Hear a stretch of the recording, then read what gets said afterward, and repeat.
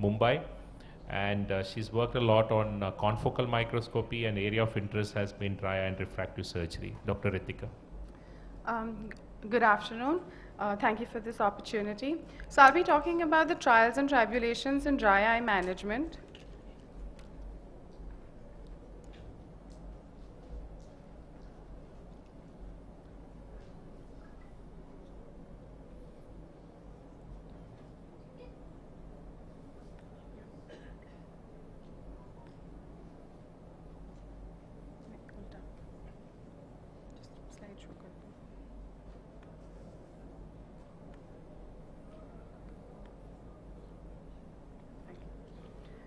I'll be talking about the trials and tribulations in dry eye management.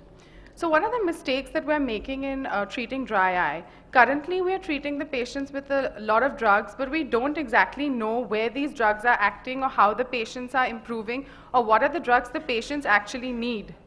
The patients come to us with various symptoms where their eyes are tired, their eyes are paining, and when we do the test may not even show any problem.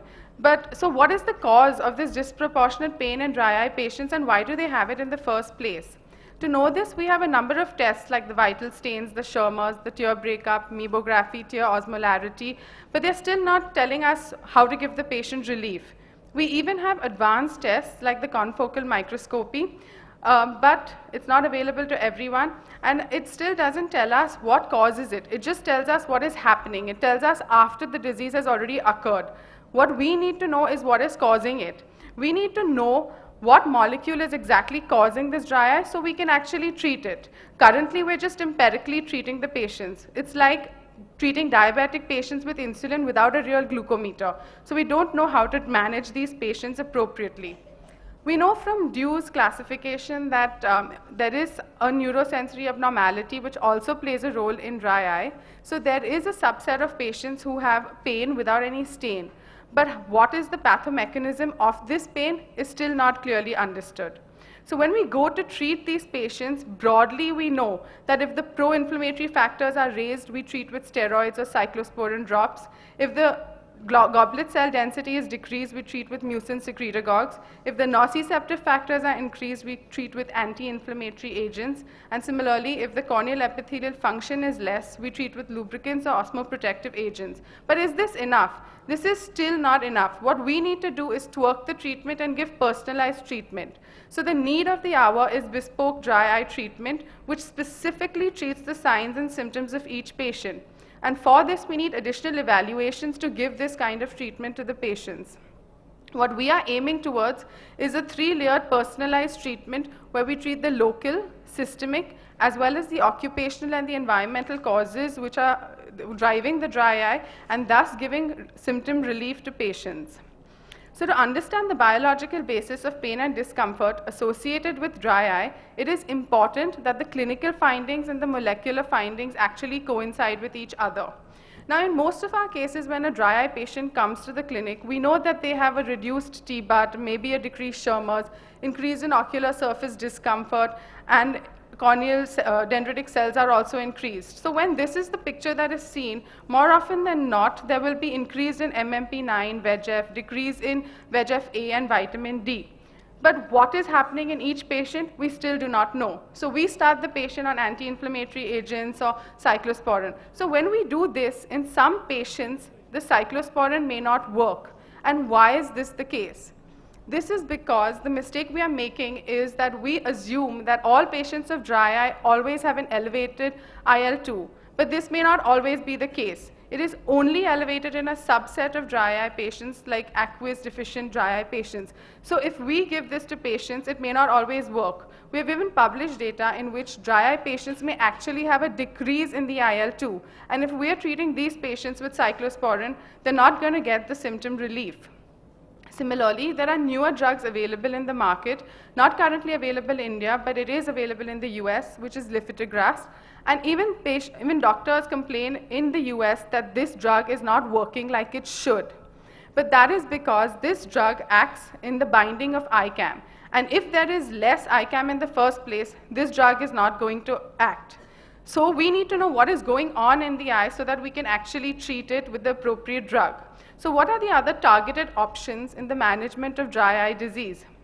We know that nerve growth factor is available, and the FDA approves its first drug for neuropathic keratitis for the same. And this nerve growth factor gives symptomatic relief to a lot of patients. Similarly, there is autologous serum, which is being used by many people for treatment in certain cases of dry eyes. While autologous serum has been accepted by doctors and patients alike, very often allogenic serum seems to not make the mark, and people shy away from using it. And this is not always correct. This is because, let's take an example of a patient whose primary symptom is corneal neuropathic pain, and his serum has less nerve growth factor. If we give this patient his own autologous serum, he is never going to get symptom relief. We need to give them serum drops from a patient whose nerve growth factor is more. That's the only way he's going to get symptom relief. Similarly, if a patient has persistent epithelial defects, but his epithelial growth factor in his serum is low, and we keep treating this patient with autologous serum, he is not going to improve. You need to treat them with a serum of a donor who has increase in epithelial growth factors. So it's important to note that if autologous serum is not working, does not mean that allogenic serum drops won't work. Similarly, while talking about autologous serum, we can also treat with platelet-rich growth factors, because it helps in wound healing, and it can be used in certain cases where autologous serum can't, especially like epithelial defects where we want a fibrin glue type of picture, so these drops can be used in those cases too. So the need of the hour is a point-of-care diagnostic kit which can give us targeted approach. So is there any kit available in the market? Yes, the MMP9 kit is available. However, when we compare the lab results with the kit results, they don't always coincide, and we've seen there have been cases of false negatives. Now, when there's a case of false negative, the patient is not started on the treatment, and the delay in treatment can cause the patient to have discomfort for a much longer period of time. So what we've learned is, we know what the problem is. The kit that is currently available is not entirely reliable, and it is a single biomarker kit, so it does not help us choose which drug to give the patient. What is the solution? It is to get a multi-marker rather than a single biomarker kit, and it should be a kit that helps us improve our decision making in treating these patients. So we should get a kit which takes up all the dry eye panel, and it helps us treating the patients as to which drug should be used. So we have such a kit that we have made. What we do is, at Narayan Nethralaya, we take the consent of the patient initially. Then we collect the tears of the patients under aseptic precautions and put Schirmer strip at the lateral 1/3 and medial 2/3 of the eye. And this is kept in the eye for 5 minutes. These strips are then collected in labeled Eppendorf tubes, and these tubes are taken and transported to the laboratory. Once the tubes are taken to the laboratory, over there we undergo the extraction of the tear proteins, which is done in the lab. The extract is then applied on the cartridge, and once the tear extract is applied on the cartridge, the specific cytokine levels for analysis is seen, and it's put in the diagnostic kit. And then this diagnostic kit is run, and we find out the levels that we need. Once this is done, it helps us to give bespoke management, because we can see what is exactly raised and what is not. We know that if the ICAM is raised, we give lifitegrast. If the vitamin D level is less in the blood test, we give vitamin D. If IL-2 is raised, we can give cyclosporine. So the future of medical management is actually attempting to follow a kit which gives us the different molecules, so we can actually, instead of empirical treatment, we can treat each and every molecule that is causing the defect. Thank you. Basically, thank you, Ritika. The take-home point from this talk is that the empirical blind treatments, what we are writing now, for every inflammation we write, we don't have too many options, may not work, because I've had people coming back and telling me they spent 10,000, 12,000 on a cyclosporine drops, but it's still not giving me any relief. That's exactly she's driving, is that it will not give you relief because the patient driving factor is not IL-2 or one of the molecules, because cyclosporine doesn't act on all the molecules which is available on the ocular surface. The same thing applies for lifitegrast. It's come out with a big promise in US, but a lot of people say that it's extremely pricey. They're charging, I was told, some 500 or $500, $600, and patients are really not happy at this at the end of it, because we have to understand one thing. There are some people in the pharma industry also in this session, is that they come and tell us there's a new drug which has come, which works very well for dry eye, but they really don't tell you from where the molecule is acting. It's just like somebody coming and say that this is a new VEGF, anti-VEGF is going to work. If VEGF is not your driving force for diabetic or macular edema, diabetic retinopathy, then whatever new VEGF will come is never going to work. So the whole focus is trying to move away from blind treatment.